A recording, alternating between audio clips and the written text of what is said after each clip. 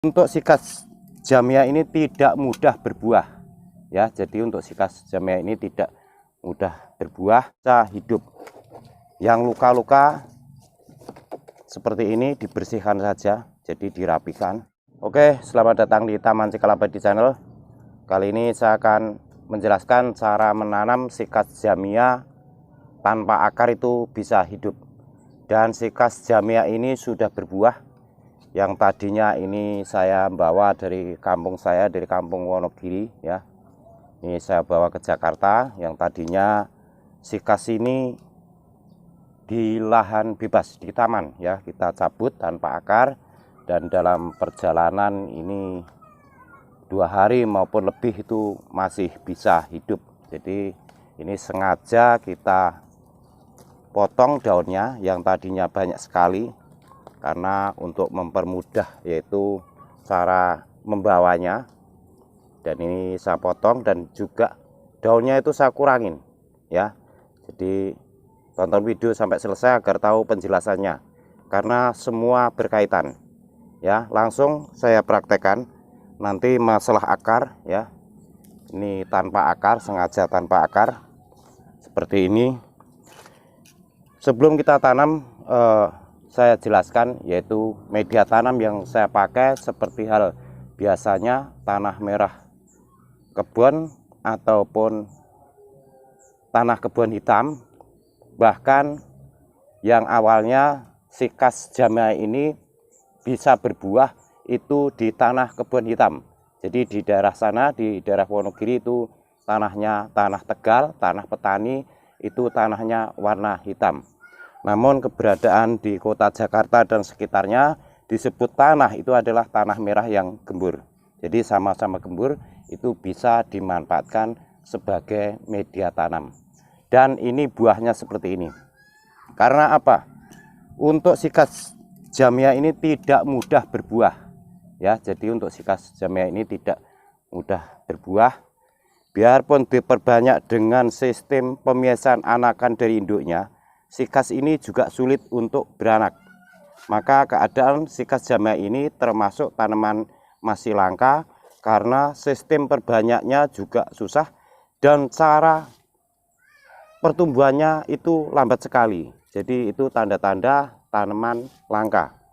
Langsung saja di sini sebelum kita tanam, akar yang ada di sini, ini tadinya akar ini menjalar kemana-mana, tetapi karena ini rusak, posisinya dalam sekali, itu tinggal dibersihkan saja dengan pisau ya. Jadi dibersihkan seperti ini, karena kalau ini dipaksa ditanam ini nanti banyak luka. Cara potongnya tidak sempurna, maka dirapikan lagi dengan pisau yang tajam seperti ini. Akar dibuang saja, nanti yang sudah rusak dipotong, disisakan akar yang masih bagus. Jadi tanpa akar itu masih bisa hidup. Yang luka-luka seperti ini dibersihkan saja, jadi dirapikan seperti ini. Jadi nanti akan tumbuh lagi akar di sebelahnya sini, akar yang lebih muda.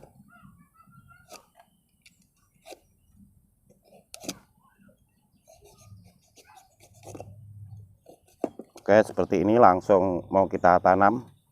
Dan bahkan di tanam itu tanpa daun itu bisa.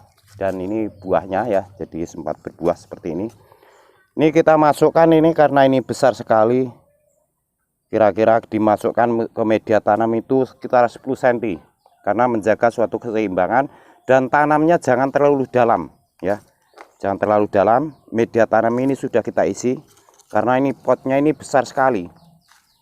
Jadi kalau pakai media yang beli ini bisa 5 karung ya, 5 sak media kemasan 15 kilo itu bisa 5 sak isinya. Pot ini ukuran 60 cm agar nanti ini melanjutkan buahnya itu biar jadi nantinya. Ini maka saya tanam di sini. Ini buahnya seperti buah jagung untuk sikas ini, karena ada juga yang menanyakan. Memang untuk tanaman sikas jamia ini tidak mudah berbuah ya, mungkin atau pengaruh karena iklim, pengaruh karena media tanam itu bisa terjadi. Dan di sini sebelah kiri ini juga sikas jamia, batangnya sudah besar seperti ini, belum pernah berbuah ya, jadi belum pernah berbuah. Jadi tidak setiap tanaman itu langsung semuanya dalam usia sama-sama berbuah, karena ini adalah tanaman termasuk tanaman langka. Bahkan untuk harga sejenis tanaman sikas itu stabil, masih mahal ya, jadi masih ratusan ribu, itu masih mahal karena cara perbanyaknya susah dan juga perkembangbiakannya itu lama diperkembangbiakkan. Seperti ini cara tanamnya. Setelah kita sudah didirikan di pot tengah seperti ini, baru media tanam yang tambahan itu ditambahkan ya. Ini kita campuri pupuk kandang. Oke, seperti ini untuk sikas jamia ini. Seperti sikas biasa, secara teknik itu sama, dan tadinya ini terpendam di tanah bebas. Maka setelah kita tanam itu, cara tanamnya jangan terlalu bawah. Kalau terlalu bawah nanti akan endapan air itu akan banyak sekali, dan tanah akan setelah disiram itu menurun ke bawah ya, lama-lama akan padat. Untuk cara perbanyaknya di video kita sudah dibahas, mungkin bisa ditonton cara perbanyaknya, cara merawat, karena perawatan pun itu juga berbeda-beda. Kita menghadapi masalah tanaman rusak itu persoalannya itu banyak ya, jadi ada hal-hal yang bisa menyebabkan tanaman itu rusak itu di dalam perawatan. Seperti ini, jadi hampir penuh saja, itu rata dari pot atas saja ya, media tanamnya itu dibikin rata saja. Setelah seperti ini dilepas sudah tidak apa-apa, jadi sudah seimbang. Untuk iklimnya sikas jamia ini bagus di tempat panas matahari. Dan nanti ini ada buahnya, yaitu buahnya warnanya hitam. Kita juga sebagai tukang taman itu berpuluh-puluh tahun itu susah sekali menemukan untuk sikas ini yang berbuah. Bahkan lebih besar tanamannya seperti ini tetapi tidak berbuah, dan kebetulan ini ada buahnya.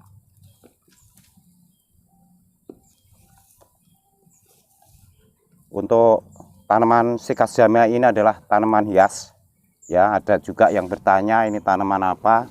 Ini tanaman hias, jadi bisa untuk ditanam di halaman rumah untuk tata taman itu, dan dikombinasi dengan tanaman sekelilingnya itu. Untuk tata tamannya mungkin disesuaikan dengan lokasi dan tanaman-tanaman yang ada di sekitarnya. Itu cara. Untuk daun ini sebenarnya tadinya ini banyak sekali, sengaja saya potong ya. Sebenarnya dibuang saja semua tidak apa-apa, cuma ini agar kelihatan aja ada daunnya. Ini kita kurangin seperti ini. Tadinya ini bekasnya banyak sekali, kita rapikan.